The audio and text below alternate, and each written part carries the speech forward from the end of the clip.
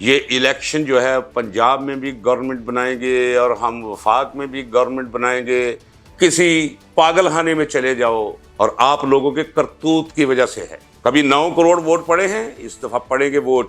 اور یہ اگر آپ کے ذہن میں کوئی خواب ہے کہ آپ کو کوئی لا کر اس قوم کے سر پہ بٹھا دے گا، عمران خان جیل میں ہو یا باہر، اب کوئی فرق نہیں پڑے گا، ایسا اب نہیں ہو سکتا۔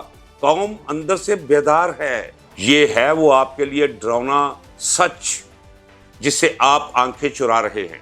ڈیجیٹل پاکستان کی ویڈیوز دیکھنے کے لیے ہمارا چینل سبسکرائب کیجیے اور بیل آئیکن کو پریس کیجیے تاکہ آپ ہر ویڈیو سے باخبر رہ سکیں۔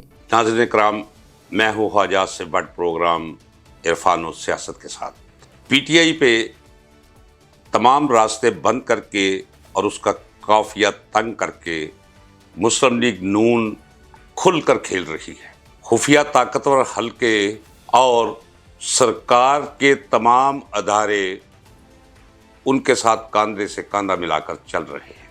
ٹویٹر کو آپ کھول کر دیکھیں تو انہوں نے عمران خان کے خلاف ایک طوفان بدتمیزی بپا کر رکھا ہے۔ بے سر و پا کی گفتگو جو ہے وہ جاری ہے۔ ابھی میں ٹی وی دیکھ رہا تھا چند منٹ پہلے، تو رانا ثناء اللہ، جسے میں ایک اخلاق باختہ شخص سمجھتا ہوں، وہ کبھی ہماری پیپلز پارٹی کے ساتھ ہوا کرتا تھا، اور جب پیپلز پارٹی کے ساتھ تھا تو آپ ذرا اس کی کوئی ویڈیوز نکال کے دیکھیں، وہ سابقہ پرانی، تو جو زبان یہ استعمال کیا کرتا تھا نواز شریف اور اس کے اہل خانہ اور اس کے گھر کی خواتین، مجھے سمجھ نہیں آتی کہ کس طرح نواز شریف، شہباز شریف، حمزہ وغیرہ اسے اپنے قریب وہ ٹکری دے رہے ہیں۔ اینی ہاؤ، آج کچھ باتیں اس نے کی ہیں۔ سب سے پہلے میں بتا دوں کہ رانا ثناء اللہ، میرے عہد میں،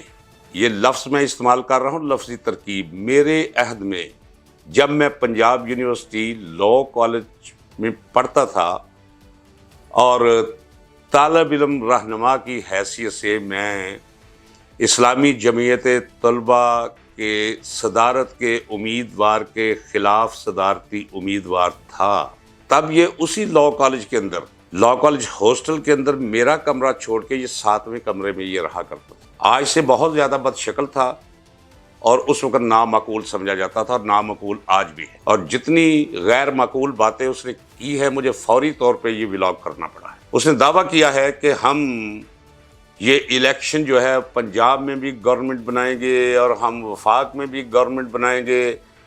اس خدا کے بندے سے کوئی پوچھے کہ بھائی سڑکوں پہ جاؤ، گلیوں میں جاؤ، کسی پاگل خانے میں چلے جاؤ، راہ گزرتے بھیک مانگتے کسی فقیر سے پوچھ لو، تمہیں سمجھ آ جائے گی کہ اس وقت تمہاری اور تمہاری پارٹی کی حیثیت کیا ہے اس معاشرے کے اندر، اور آپ لوگوں کے کرتوت کی وجہ سے ہے۔ اور جب وہ یہ کہہ رہا تھا کہ ہم جناب پاکستان کی معیشت کو سنوارنے کے لیے، معیشت کو تو چاٹ کے کھا گئے ہو آپ لوگ۔ رانا ثناء اللہ کی اپنی حیثیت سیاست میں آنے سے پہلے اور سیاست کے بعد اس کا اندازہ کر لیں، یا فیصل آباد والوں سے پوچھ لیں، آپ کو سمجھ آ جائے گی۔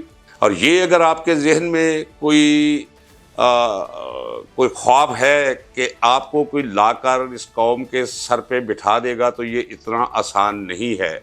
وہ جو ارادہ کیے بیٹھے ہیں انہیں بھی میں کہہ رہا ہوں کہ خدا کے بندو، ہوش کے ناخن لے لو، یہ جو فلم آپ چلانے جا رہے ہو یہ فلم نہیں چلنے کی۔ رہی بات یہ کہ 2018 کے انتخابات میں آپ پر بہت زیادہ دباؤ تھا، اس کے باوجود بھی آپ نے کچھ سیٹیں جیت لی، تو یہ میں آپ کو بتا دیتا ہوں کہ جو سیٹیں بانٹتے ہیں نا، جو اس دفعہ نہیں بانٹ پائیں گے، یہ جب بھی ماضی میں سیٹیں بانٹتے رہے ہیں تو پبلک کے اندر کسی حد تک بھی معروف پارٹی، مقبول پارٹی، اس کی کچھ نہ کچھ نشستیں یہ رکھتے ہیں، جو آپ بھی لے گئے تھے، وہ بندر بانٹ جو تھی۔ میں بات کر رہا ہوں کہ اب بندر بانٹ ہونے والی نہیں، چونکہ مطلب بالکل کلیئر ہے، سورج پوری آفتاب سے کے ساتھ چمک رہا ہے، اور وہ سورج ہے پی ٹی آئی، اور وہ سورج ہے عمران خان۔ عمران خان جیل میں ہو یا باہر، اب کوئی فرق نہیں پڑے گا۔ میرا خیال ہے، اور خیال نہیں، میں اس پہ بالکل میں پورے تیقن کے ساتھ کہتا ہوں کہ عمران خان کو جیل میں رکھ کر جتنا ریئیکشنری آپ نے اس ملک کے 9 کروڑ نوجوانوں کو کر دیا ہے. میں ابھی صرف نوجوانوں کی بات کر رہا ہوں. کبھی 9 کروڑ ووٹ پڑے ہیں؟ اس دفعہ پڑیں گے ووٹ. ہر وہ جوان جو باوجود الیکشن پولنگ میں حصہ نہیں لیا کرتا تھا، ریزلٹس دیکھنے تک اپنے آپ کو محدود رکھتا تھا، اب وہ جہادی جذبے کے تحت ووٹ ڈالنے کے لیے جائے گا. یہ تو ہو گئے نوجوان. باقی بزرگوں کی بات پوچھ لو، جائیں کسی راہ گزرتی خاتون سے پوچھ لیں، کسی خوشحال خاتون سے پوچھ لیں یا کسی مفلوق الحال سے پوچھ لیں، اس کی زبان پر عمران خان کا نام ہوگا. یہ ہے گراؤنڈ ریالٹی. یہ ہے وہ آپ کے لیے ڈراؤنا سچ جس سے آپ آنکھیں چرا رہے ہیں. پتہ آپ کو بھی ہے، لیکن آپ کا ذاتی خیال ہے کہ کوئی طاقت کے زور پہ کوئی لا کر اور آپ کو وزیر اعظم ہاؤس میں بٹھا دے گا، تخت لاہور پہ آپ کو کوئی لا کر بٹھا دے گا. اب ایسا نہیں ہونے والا. میرے گلے اور میرے لہجے کو دیکھو، میں دیوار پر لکھا پڑھ رہا ہوں. ایسا نہیں ہونے جا رہا، ایسا نہیں ہو سکتا. قوم اندر سے بیدار ہے. قوم کے اندر غصہ اور لاوا جو ہے وہ پھٹنے کو ہے.